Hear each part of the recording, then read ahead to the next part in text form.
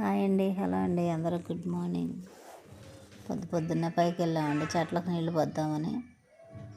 టమాటాలు కూరగాయలు కొంచెం ఉన్నాయి, కోసుకొని చెట్లకు నీళ్లు పోసామండి.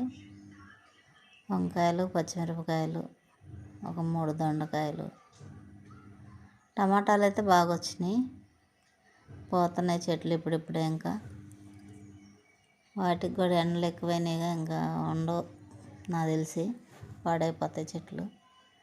వచ్చిన 2 రోజులు కోసుకోవడమే, మళ్ళీ కొత్తగా ఫ్రెష్గా వేసుకోవాలి మొక్కలు.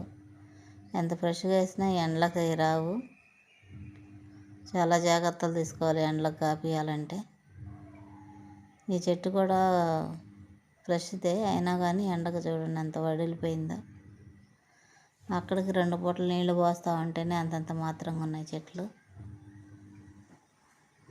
మనమేమో ఏం మందులు వాడము, ఆర్గానిక్గా పండిస్తున్నాము. అలా అవ్వకుండా ఉండడానికి ఏ ఒకటి ఉంటాయి ఫెర్టిలైజర్స్, ఏమో నాకు తెలియదు. ఇంకా నెక్స్ట్ మునక్కాయలు వస్తే మునగ చెట్టుకు బాగా పూతపడింది. ఎంతవరకు ఉంటాయో, చిలకలు ఎంతవరకు ఉంచుతాయో తెలియదు.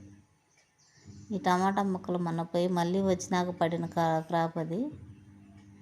ఈ చెట్టు కూడా అంతే. గుండకాయల వరకు పండిన తర్వాత మొత్తం పీకేస్తాను. మా మల్లె చెట్లకు పూసిన మల్లెపూలు ఎన్ని కొంచెం అవుతాయి అనుకున్నా బాగానే అయినాయి. నచ్చితే లైక్ చేయండి, షేర్ చేయండి, మా ఛానల్ సబ్స్క్రైబ్ చేసుకోండి.